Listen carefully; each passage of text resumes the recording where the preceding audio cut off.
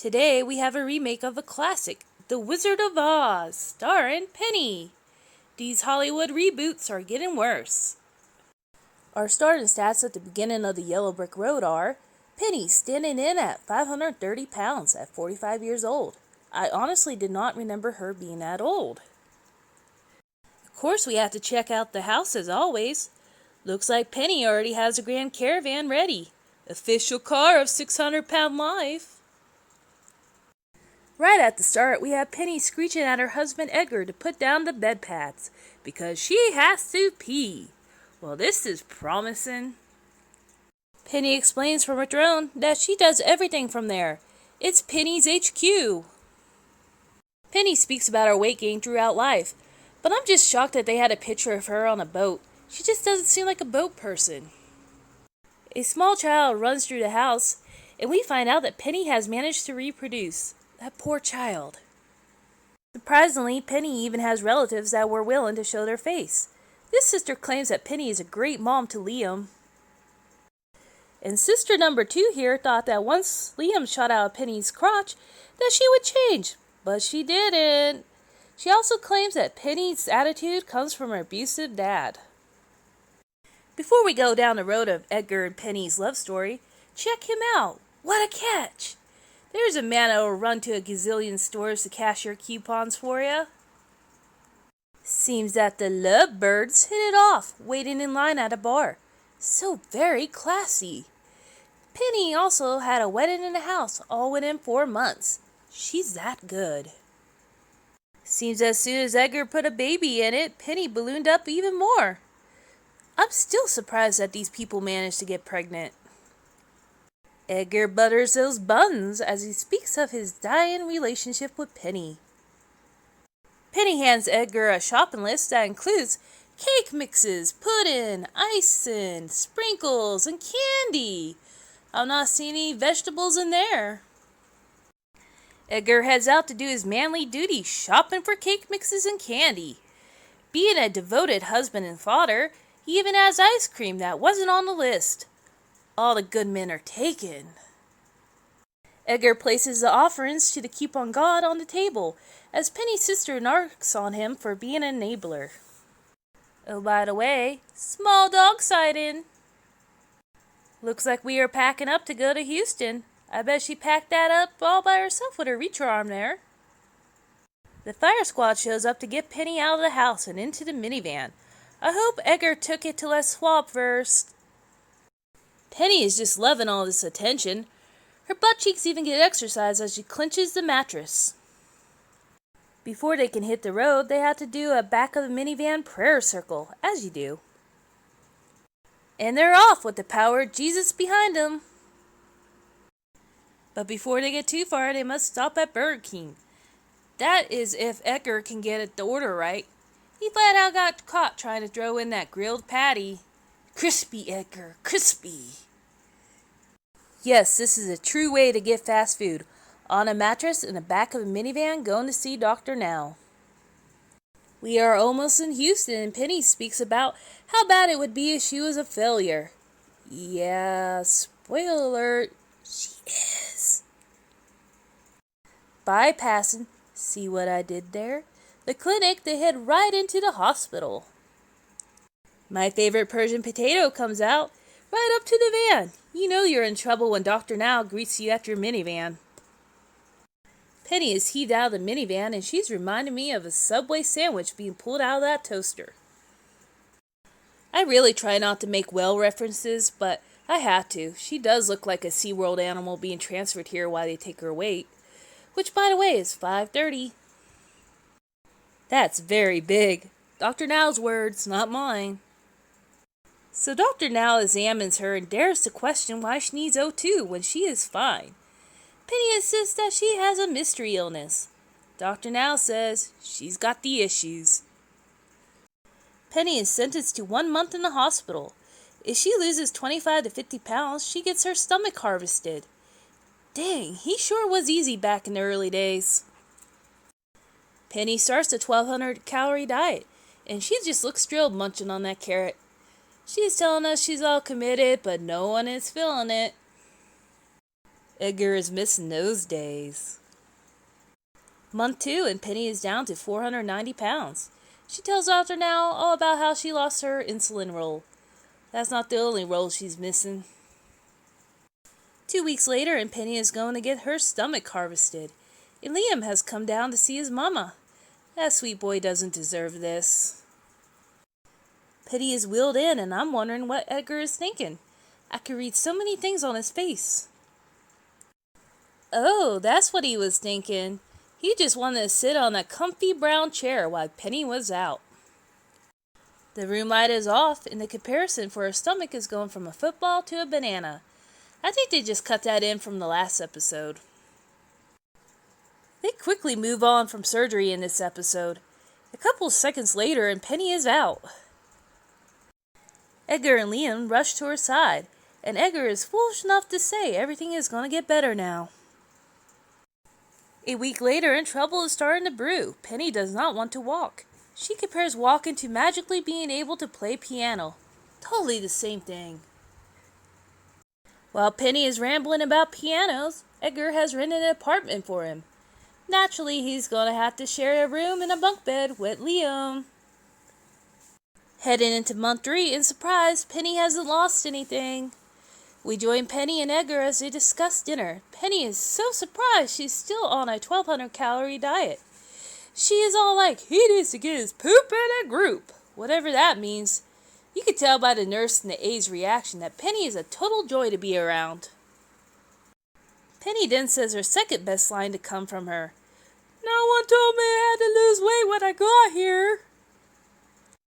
Dr. Now suspects that someone is sneaking in the food. I wonder who's sneaking in the food. Dr. Now questions her and it cracks me up when he sees her belly. Penny insists that she has lost weight, even pinching that former insulin roll, but she refuses to stand on the scale to prove it. She's just too weak. Month 4 is here and Dr. Now has seen enough of Penny and is going to discharge her.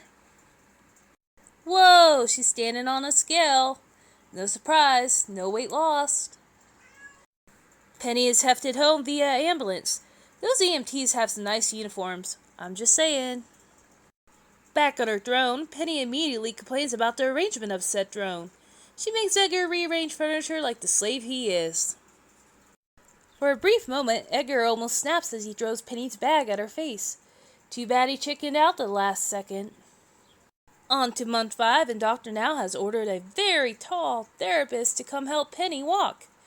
This will literally be his biggest challenge yet. Penny doesn't even give it a real shot, which is a shame because this poor guy had to duck into her apartment and his face was all up in her hoo-ha. She should have gave him a little triumph. Defeated, the poor man states that he needs to figure out what motivates her. It's food. Surprise, surprise. We roll into month 6 and Penny is still doing nothing. And also, she's not coming to her appointments. But she has mastered bed meatloaf and is calculating calories from sight. So we are all too hard on her. Penny then makes 2 outlandish claims. 1, she is starving and she needs to eat that bed meatloaf now.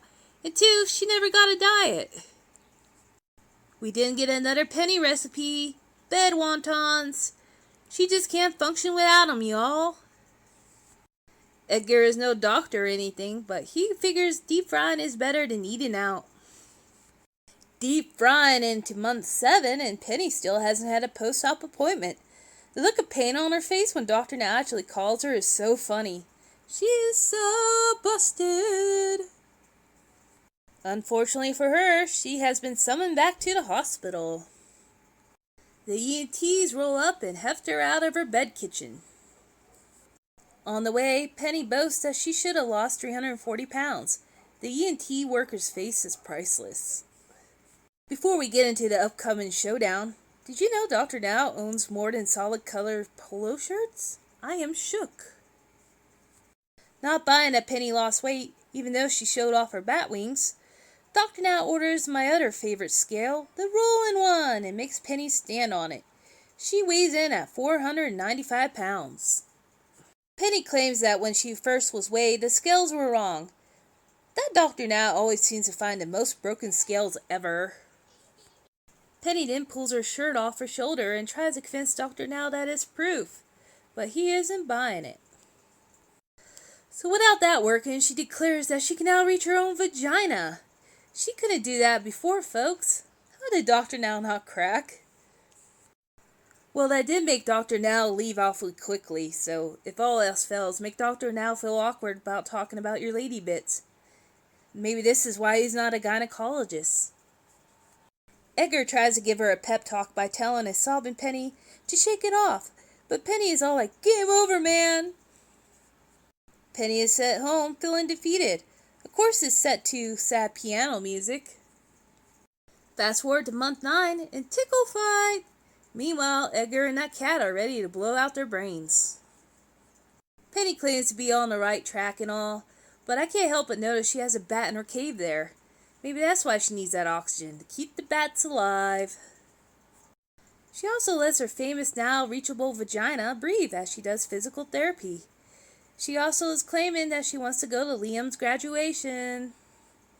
Month 10 arrives and Penny did not make it to that graduation. She still won't walk. Poor little boy.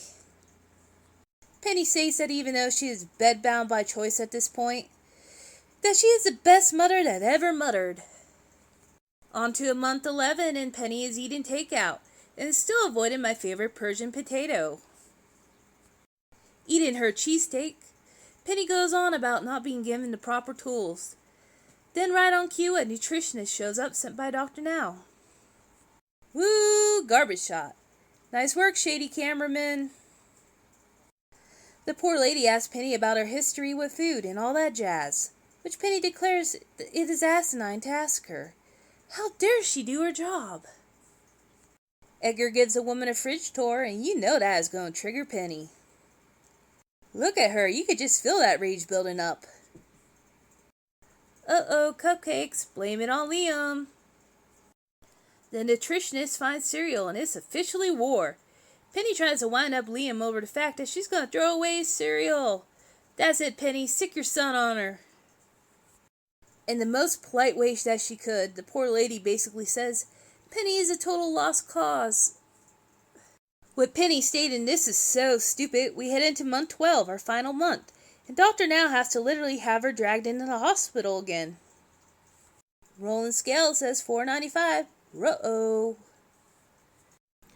If I didn't know better, I would think Dr. Now is secretly loving watching the train wreck in front of him. He leans into her bed and is basically like, I give up on you. Penny calls Dr. Now her earthly god and begins sobbing. Also, she might be bleeding there. Anyhow, she's in a false reality. And here it is. Where's my yellow brick road? I was working so hard for it.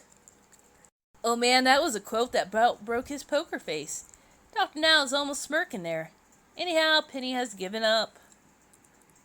1 week later, it's bedside Thanksgiving. Yellow brick road, but lots of yellow food. Penny sits on her bed and tries to justify herself as a winner. But she'll never make it. Anyhow, let's move on to our episode's villain and rating. Our villain is broken scales, because they are everywhere. I'll rate this episode a questionable, now reachable, clean vagina and a dream to be Judy Garland. Next episode is Chuck, an episode full of puking, divorce papers, and man-sobbing. See you on the snark side.